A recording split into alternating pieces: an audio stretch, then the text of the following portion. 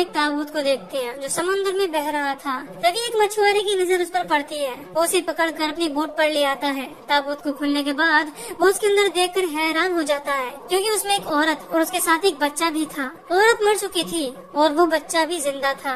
मछुआरे की पत्नी भी थी और वो दोनों उस बच्चे को पालने का फैसला करते हैं। वो उस बच्चे को उठाकर गले से लगा लेता है और वो दोनों उसका नाम पार्सियस रखते हैं। अब कहानी कुछ सालों बाद शिफ्ट हो जाती है। हम पार्सियस को देखते हैं जो काफी बड़ा हो चुका था, और उसकी फैमिली को देखते हैं जो समंदर में मछली पकड़ रहे थे।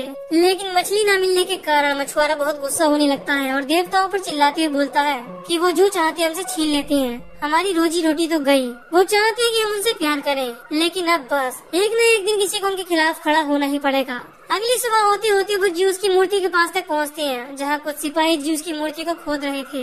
इसे देखकर मछुआरा बोलता है कि यहाँ पर कुछ तो गड़बड़ है। ये सिपाही कौन है और यहाँ पर क्या कर रहे हैं? तभी अचानक से ज्यूस की मूर्ति समंदर में आकर गिर जाती है। मछुआरा कहता है कि ये सभी आर्गस शहर के सिपाही हैं और ये सब करके वहाँ के राजा ने देवताओं से जंग का ऐलान कर दिया है। तभी समंदर के नीचे से विशालकाय मॉन्स्टर्स बाहर निकल कर आते हैं और सिपाहियों को नोच नोच कर मारने लगते हैं। उन्हें मारने के बाद सभी मॉन्स्टर एक हो जाते हैं और वो पाताल का राजा हेडिस का रूप ले लेते हैं। फिर हेडिस अपने ब्लैक फॉक्स से पार्सियस की बोट पर हमला कर देता है। इसके कारण बोट चकनाचूर हो जाती है। अब पार्सियस अपने माँ बाप को बचाने की बहुत कोशिश करता है, लेकिन वो उन्हें बचा नहीं पाता और उसके माँ बाप के डूबने के कारण मौत हो जाती है। पार्सियस किसी तरह अपनी जान बचाता है और बाहर आकर बेहोश हो जाता है। इधर कुछ देवता ज्यूस को समझाते हुए उसे बोलते हैं कि आप ये सब बंद करवाइए, मंदिरों पर हमले हो रहे हैं और आज उन लोगों ने आपकी मूर्ति को भी तोड़ दिया। ज्यूस चिल्लाते हुए बोलता है कि मैंने उन्हें बनाया और मेरे प्यार के बदले वो मुझसे बगावत कर रहे हैं। तभी हेडिस की एंट्री होती है जो कहता है कि आपने इंसानों को एक मकसद से बनाया है ताकि वो हमारी पूजा करें और हमें अमर बना दें, लेकिन आप उनसे ज्यादा प्यार कर बैठे और इसी कारण वो सर पर चढ़ गए हैं। इसीलिए मुझे काली दुनिया से यहाँ आना पड़ा, क्योंकि हम सब खतरे में हैं।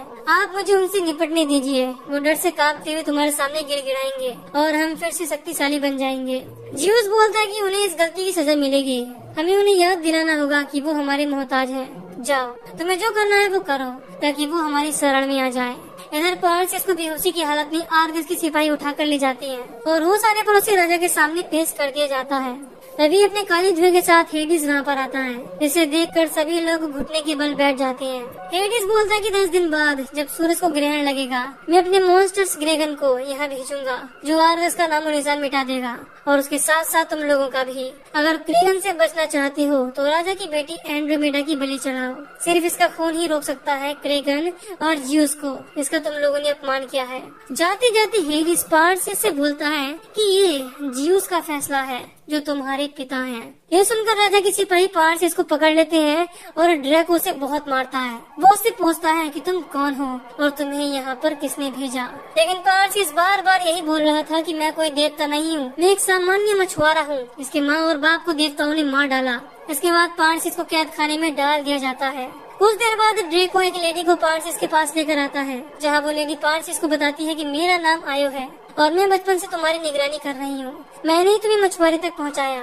बहुत सालों पहले मैंने एक देवता को ठुकराया और इसीलिए मुझे एक श्राप मिला। पार्सियस पूछते कि क्या ये सच बात है कि मैं ज्यूस का बेटा हूँ? आयो बताती कि हाँ, ये सच है कि तुम ज्यूस के बेटे हो। बहुत लंबे समय से इंसान देवताओं के खिलौने जैसे रही हैं। फिर एक दिन एक आदमी ने बगावत शुरू की। इसका नाम था राजा एक्रीसियस। उसने देवताओं को घेर लिया और उनका जुल्म सहने से इनकार कर दिया। कहते हैं कि दूसरे देवता एक्रीसियस और उसकी फौज को मिटा देना चाहते थे, लेकिन ज्यूस ऐसा नहीं चाहते थे, क्योंकि उनको इंसानों से प्यार था और इसीलिए उन्होंने एक्रीसियस को सबक सिखाने का फैसला लिया और ज्यूस ने एक्रीसियस का रूप धर लिया और महल में वहाँ पहुँच गए जहाँ रानी सो रही थी। ये देखकर एक्रीसियस गुस्से से पागल हो उठा। उसने अपनी रानी और ज्यूस से पैदा हुए बेटे का कत्ल का हुक्म दे दिया। रानी और उसके बच्चे को समंदर में फेंक दिया गया। तुम्हारी माँ मर गई, पर तुम आधे मानव और आधे देवता हो, इसीलिए बच गए। तुम देवताओं के जुल्म को खत्म कर दोगे, क्योंकि तुम मॉन्स्टर्स क्रेगन को मारने के लिए पैदा हुए हो। पार्सियस कहता है कि मुझे नहीं पता कि मैं क्या हूँ, पर मेरा टारगेट क्रेगन को मारना नहीं, हेडिस को मारना है। आयो बोलती है कि अगर क्रेगन मारा गया तो हेडिस इतना कमजोर हो जाएगा कि तुम उस पर घातक हमला कर सको और इस तरह तुम हेडिस से बदला ले सकते हो। इसके बाद पार्सियस और आयो ड्रैको और उसके कुछ साथियों के साथ मॉन्स्टर्स क्रेगन को मारने के लिए चल देते हैं। अब वो सभी लोग जंगल में बैठे होते हैं। तभी ड्रैको पार्सियस को तलवार सिखाते हुए बोलता है कि हाथ पानी की तरह चलना चाहिए और तलवार हवा की तरह। इसके बाद ड्रैको उसे बहुत देर तक तलवार सिखाता है और उससे कहता है कि सच में तुम एक देवता के बेटे हो, क्योंकि तुम्हारे अंदर उनके जैसे ही काबिलियत है। फिर आयो पार्सियस को एक घोड़ा भेंट में देती है। आयो का कहना था कि ये कोई सामान्य घोड़ा नहीं है, आज तक किसी ने भी इसकी सवारी नहीं की, क्योंकि ये एक उड़ने वाला घोड़ा है। फिर ड्रैको के कुछ सिपाही पार्सियस को ढूंढते हुए आते हैं। तभी उनके सामने राजा एक्रीसियस आ जाता है और वो एक सिपाही के गुस्से से 2 टुकड़े कर देता है। एक्रीसियस पार्सियस को देखकर गुस्से से जल जाता है, क्योंकि इस हालत का जिम्मेदार उसका बाप जियूस था। वो उसके ऊपर एक जोरदार प्रहार करता है, जिसके कारण पार्सियस बहुत दूर जाकर गिर जाता है। एक्रीसियस पार्सियस को पटक पटक कर बहुत मारता है। तभी ड्रैको और उसके कुछ और साथी भी आ जाते हैं, लेकिन एक्रीसियस उन्हें बहुत मारता है। एक्रीसियस गुस्से से लाल पीला होते हुए पार्सियस का सर काटने के लिए उसको पकड़ता है। तभी ड्रैको अपनी तलवार की धार से एक्रीसियस का हाथ काट देता है। इसके कारण वो वहाँ से भाग जाता है। वो सभी लोग एक्रीसियस का पीछा करते हैं, लेकिन वो उनके हाथ नहीं आता। फिर इन लोगों को जिन मिलती हैं जो देवताओं के खिलाफ थे, और इसीलिए वो इन लोगों की मदद के लिए रेडी हो जाते हैं। अब एक्रीसियस ने पार्सियस के हाथ पर जख्म दिया था, इसीलिए उसका जहर उसकी बॉडी पर भी दिखने लगा था। पार्सियस दर्द से चिल्ला रहा था। तभी वहाँ पर जिन आता है और अपने पावर से उसका जख्म ठीक करने लगता है, जिसके कारण पार्सियस बहुत जोर से चिल्लाने लगता है। ये सुनकर ड्रैको और उसके सिपाही वहाँ पर आ जाते हैं और जिन को वहाँ से दूर करके उससे मुकाबला करने लगते हैं। तभी अंदर से पार्सियस बाहर आता है, जो जिन के पावर के कारण बिल्कुल ठीक हो चुका था। फिर ये लोग सफर करते करते आखिर में उस जगह पर पहुंच जाते हैं जहाँ पर चुड़ैलों का राज था, और सिर्फ वो ही जानते थे कि ड्रैगन को कैसे मार सकते हैं। आयो के हिसाब से वो तीनों बहुत खतरनाक थे। उसने कहा था कि वो उनसे वही पूछे जो बहुत जरूरी हो।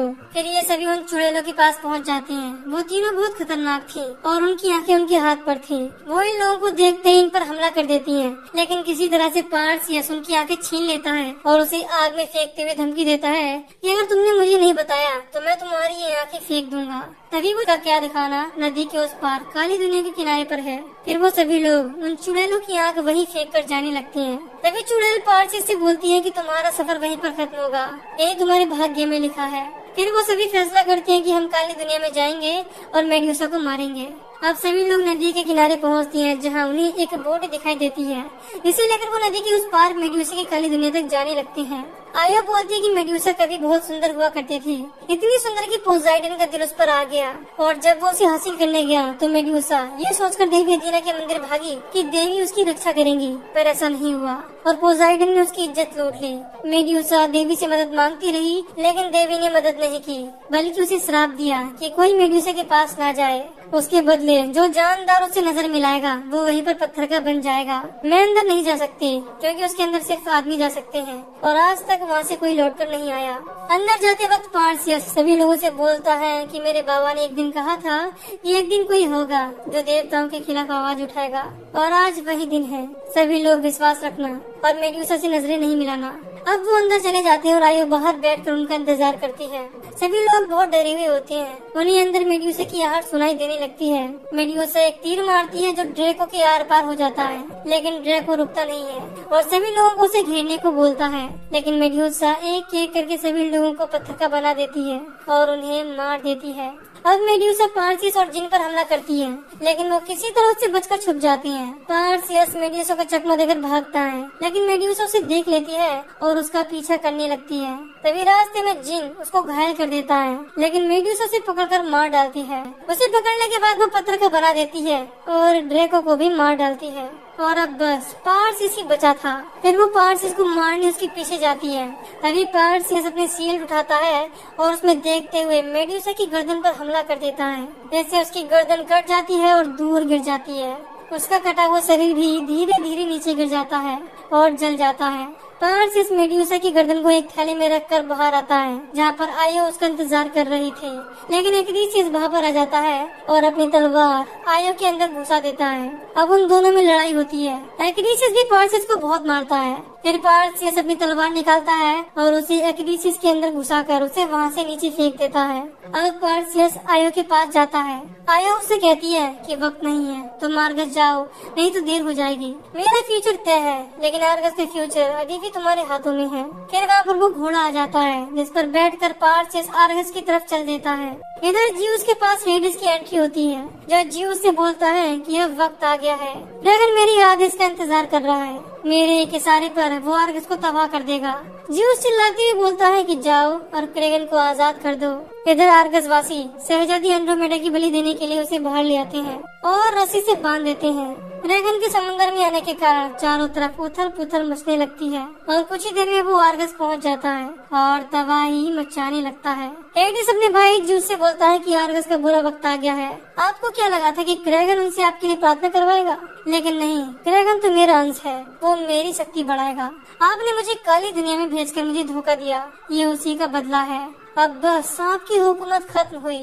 अब ज्यूस की शक्ति खत्म हो रही थी और इसी कारण वो गिर जाता है। पार्सियस क्रेगन को रोकने जाता है, लेकिन काले धुएं के साथ हेडिस की वहाँ पर एंट्री हो जाती है और वो पार्सियस के पीछे अपने ब्लैक मॉन्स्टर छोड़ देता है, जो पार्सियस से मेड्यूसा का सर छीन लेते हैं और वहाँ से भागने लगते हैं। क्रेगन भी पानी से बाहर निकलकर एंड्रोमेडा को मारने के लिए रेडी हो जाता है। इसे देखकर वहाँ मौजूद सभी लोगों की रूह कांप जाती है। अब पार्सियस एक मॉन्स्टर के पीछे मेड्यूसा का सर लेने के लिए पहुँचता है, लेकिन वो मॉन्स्टर उनके हाथ नहीं आता। तभी पार्सियस उसके ऊपर एक जोरदार छलांग लगा देता है और उसे लेकर जमीन पर गिर जाता है, जहां उस मॉन्स्टर की मौत हो जाती है। जल्दी से पार्सियस मेड्यूसा का सर लेकर एंड्रोमेडा के पास पहुंचता है, जहां उसे क्रेगन खाने ही वाला था। तभी पार्सियस मेड्यूसा का सर बाहर निकालता है और उसे क्रेगन के सामने रख देता है। इसे देखते ही क्रेगन पत्थर बन जाता है और टूटकर समंदर में गिरने लगता है और इसी दौरान एंड्रोमेडा की भी रस्सी टूट जाती है और वो भी समंदर में गिर जाती है। तभी पार्सियस के सामने हेडिस आता है, जो बहुत गुस्से में था। उसे देखकर पार्सियस अपनी तलवार निकालता है और उस पर जोरदार वार करता है। इससे हेडिस काली दुनिया में जाकर कैद हो जाता है। अब पार्सियस समंदर में कूद जाता है और वहाँ से एंड्रोमेडा को सही सलामत निकालकर अपने घोड़े पर बैठाकर वहाँ से चला जाता है। तभी पार्सियस के पास ज्यूस आते हैं और वो उससे बोलते हैं ये देवलोक तुम्हारे एहसान का कर्जदार है और उसके साथ साथ मैं भी। लेकिन हेडिस बच गया, जो अभी काली दुनिया में कैद है। वो मौके का इंतजार करेगा कि कब इंसान कमजोर हो और वो उनका फायदा उठाकर शक्तिशाली बने। हेडिस फिर आएगा, लेकिन अब दुनिया जानती है कि एक इंसान है जो हेडिस को रोक सकता है। तुम भले ही देवता न बनना चाहो, लेकिन तुम्हारे कारनामों के बाद लोग तुम्हें पूजेंगे। अगर तुम इंसानों के बीच रहना चाहती हो तो मैं तुम्हें अकेले नहीं रहने दूंगा, क्योंकि तुम ज्यूस के बेटे हो। इसके बाद वो वहाँ से चला जाता है। उसके जाने के बाद पार्सियस को फिर से आयु मिल जाती है और इसी के साथ क्लैश ऑफ द टाइटंस इस मूवी का पहला पार्ट खत्म हो जाता है।